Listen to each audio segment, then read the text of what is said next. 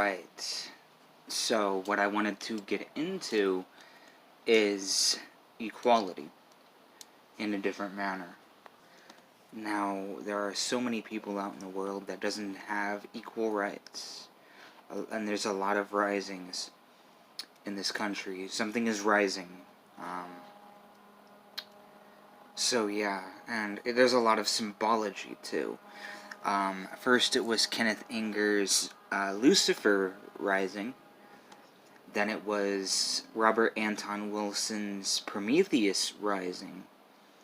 And then we get to the Elder Scrolls V, Skyrim, with Dragon rising. We have seen the rise of esotericism, Buddhism, Hinduism, the 10 Mati Vidyas here in America. We have seen Kundalini, yoga, exercises. We have seen a spiritual enlightenment within the newer youths of America. We have seen this. We have seen the rise of Kundalini consciousness. We've seen this, but we've also seen many different things. Most importantly is the trend nowadays, with a lot of people behind it. We have seen, I have seen, people trying to erase that, trying to say yoga is demonic. And we're starting to see this more and more and more with the quote-unquote Luciferian agenda and stuff like that, with David Wilcock and whoever else. We have seen this type of stuff rise as well. So yeah. But here's the thing about the New Age and everything to do with equal rights, is that everybody has their own spiritual belief system. Okay? And right now, America is the most unchurched society. And in Europe, where there's a rising of a feminine religion, of neo-paganism or Wicca, they're burning down the churches. You ever know why? Because it was toxic masculinity. The Christians done it to themselves with toxic masculinity.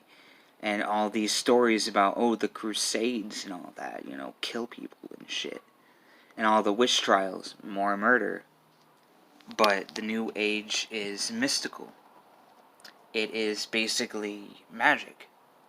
Being able to throw rocks and tell signs from the rocks. It all has to do with the earth. Because that's geomancy. Geomancy is the ability to throw rocks and read the patterns. And it's a bit more involved than palm reading. And that's what the majority of the New Age is palm reading, geomancy, crystals, fortune-telling, and a whole bunch of ways to see mediumship, talk to spirits, mediumship, and travel to the stars, basically.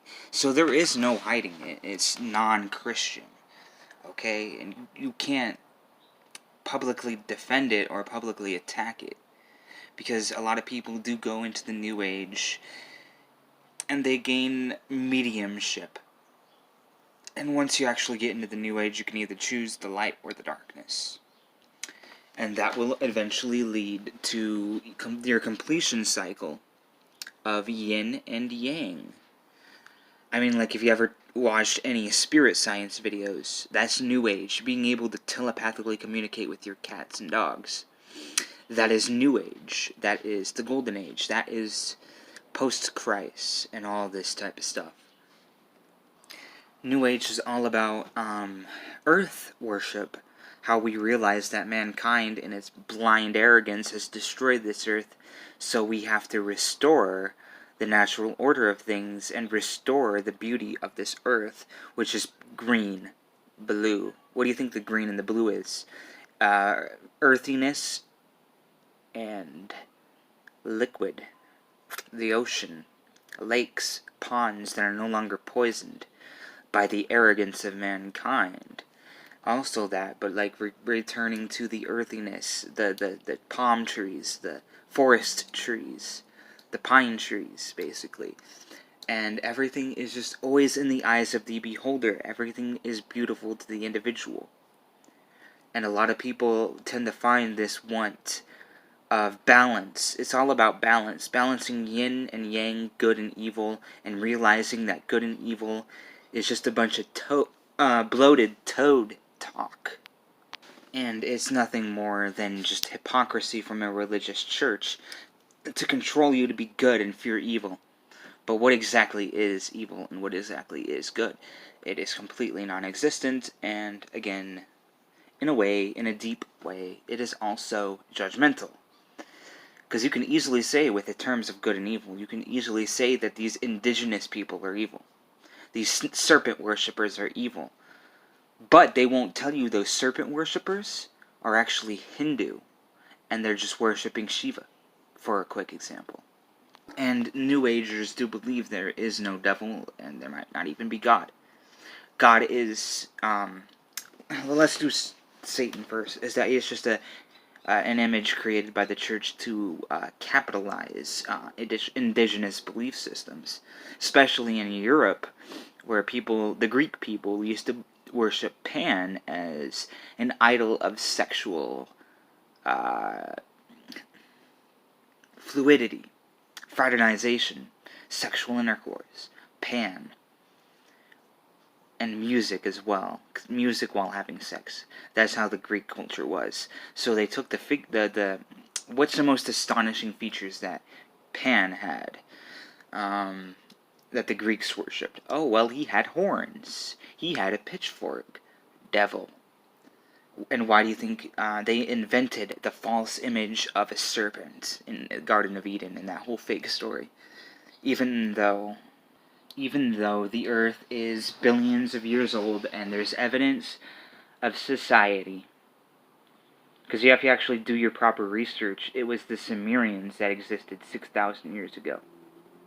Okay, so when the Sumerians were at their height of their political and spiritual power is when the Earth began life and all life began, right? Or the Sumerians or the Mesopotamians and all that. No, there's actually evidence of culture. The Egyptians and the Egyptian Sphinx is 30,000 to 60,000 years old. It's not scientifically astute. The whole Bible is not astute. And it's about, well, when the ancient French, what was it, the British Army? I can't remember the full story. I'm gonna have to, it's good to research for yourself, though. Because, like I have a long time ago, like a year or two ago, is that when the British Army came over to the Hindus and tried to conquer their land, they figured out that these people could not be controlled with fear or political advantages or psychological ways of control.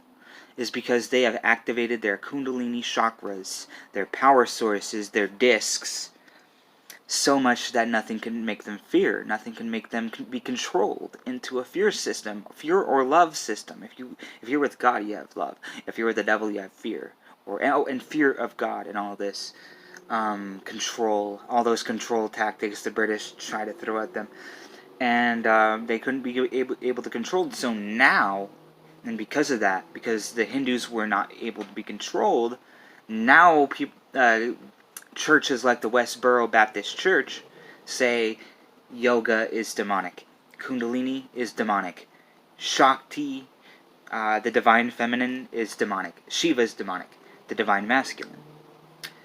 And they say, like, chakra, everything about that spirituality is demonic because, again, if you're taught by a young age that type of power, spiritual power, is demonic, then you can be so easily fused and controlled with the rest of society. And that just goes into sociology a bit. And not only that, but it's also sociological for mankind to always believe in good. Always fight for good. Even if it comes to straight up country length, miles length, of just mass murder, like the Crusades. It's sociological. To be able to fear and kill people you're afraid of. So again, the Hindu people, yeah. And like I said in my video about job training and stuff like that, I did that video because job training, simple as that. keep religion out of the workplace. I was talking about, like, yeah, because some people, especially African Americans, and people who actually like the African Americans enough to discredit religion, will get offended if you're religious, or publicly religious at work. Because there were actually guidebooks and entire books for slave owners to whip their African slaves into such religion. I mean, where do you think we got all the Christian saints? All of them. Every single one. Every single saint in Christianity. None existed before we actually kidnapped African Americans from Africa. Why is that? Because, oh well, the African Americans, they had a religion called Haitian Voodoo. And they worshiped magical saints to gain power, and loas, which are nature spirits.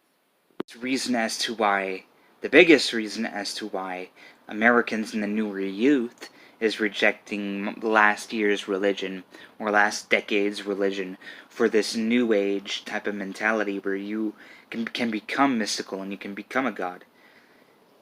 And you can control the stars, you can see the stars. Some people have the innate ability to see inside their head, to figure out how three-dimensionally their brains are formed, or how their organs are formed, or how their body is formed. People have abilities to, again, geomancy, controlling stones to foresee power and foresee future. And again, if you actually go to Rome, to the Vatican, you will actually not see any feminine statues. Nothing celebrating the female role in society. And it's that type of mentality that kind of brings almost like a squeeze, like metaphysically but more psychologically, a squeeze of unnatural stuff, is because, well, it's hypocritical. And if once you divulge as to why it kind of squeezes like that, yes, it's because of their hypocritical nonsense. And it's dictated moon worship, getting moon crystals out, charging them in the full moon. People have the ability to do that. People also have the ability to talk to demons and angels. Angels of God. Angels of Iwas, which is the most holy divine angel out of all of them. And that's why people get into demonology, is because demons have gifts to show you as well, like how to attain to your body. Like I was saying, it's one of the first things demons try to teach you, is separate yourself from the rest of society and actually see how the brain is built, everything in your body is built, and all that type of stuff, away from Westboro Baptist control, you know? And then you will come to the astute understanding that we all have demons and angels with us. It doesn't matter how religious or non-religious you are. You have a demon and you have an angel. Demons want to teach you too, but angels want to show you how to be taught. Angels teach you how to be programmed. You know, like program away and hide your abilities from normal people in case you get persecuted. And demons teach you how to be unprogrammed, how to unprogram yourself from the views of the rest of society as a form of initiation. It's always the first step with demons and angels. And going out, buying your very first Moon Crystals book also kind of feels empowering if you're a female. But there's also a horned god, too. There's many horned gods, Egyptian gods, but the most important is within all the gods of ancient Egypt. And most of New Age metaphysical stuff is based off of Egypt, by the way. Most of the statues, most of the books pertain ancient Egyptian mysticism, okay? Their books do, and then most of the statues you can buy from New Age shops are Egyptian. But actually, there's the city of Mendes. And the city of Mendes in ancient Egypt was the city of the gods. All of them. All of the gods. And then you kind of get a little bit curious as to what exactly is the goat of Mendes.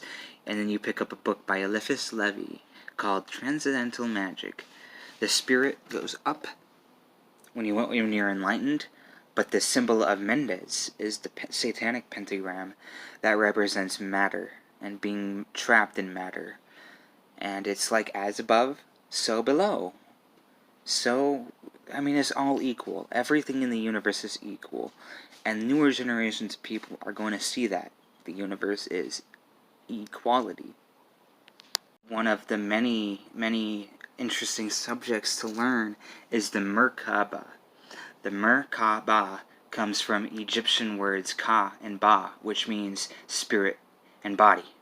Mer itself has many different translations, but it always comes to light, the spirit body of light. But also, Mer in another language translates to serpent as well, so serpent of light, soul, and body. And if you don't know anything at all about the subject of the serpent of light, and merging serpent and light together, I highly recommend you get the book Serpent of Light, The Rise of Feminine Consciousness, paraquoting the name of the book, but it's by Drunvalo Melchizedek. It's a very, very interesting study about how as we evolve through an axial process, which happens every 18,000 years, people become mathematically more astute, inventions of mankind start coming out, and stuff like that. And we're going through the axial procession now. So the Merkaba is immersing yourself with the higher self, your higher self. And it's usually, the depiction is always Saint Germain.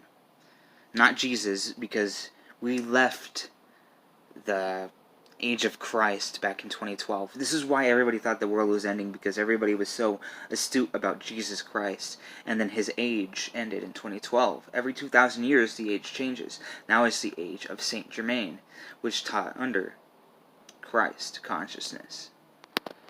And Revelations 22:16 or 22:18, somewhere around there, somewhere in Revelations 22, Jesus did say that he is Lucifer.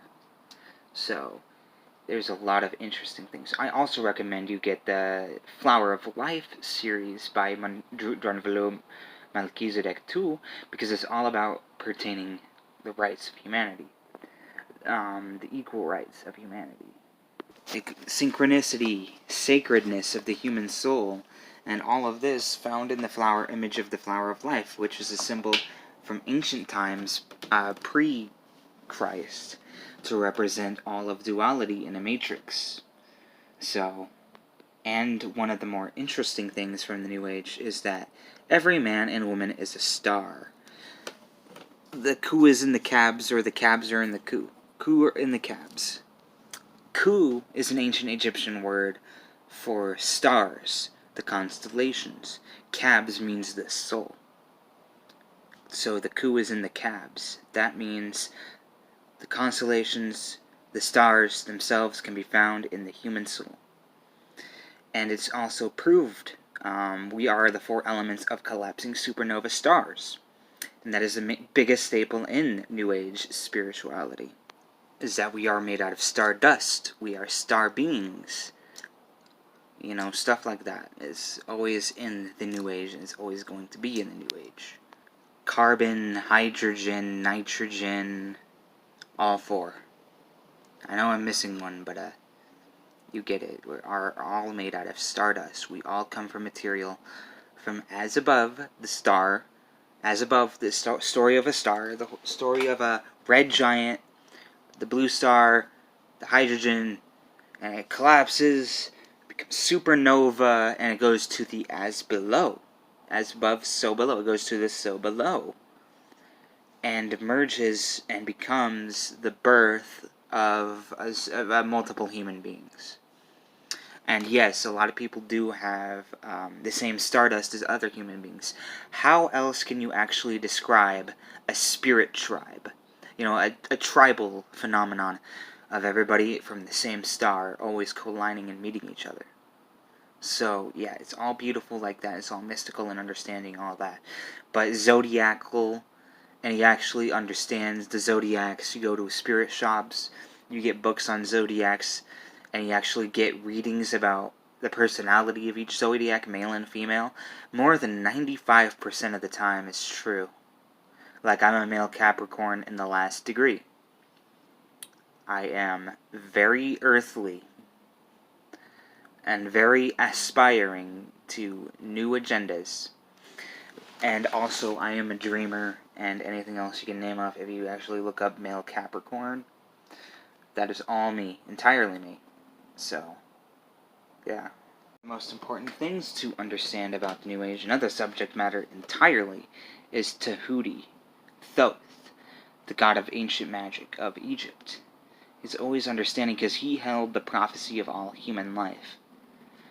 He wrote the Emerald Tablets, ancient tablets pertaining to ancient knowledge.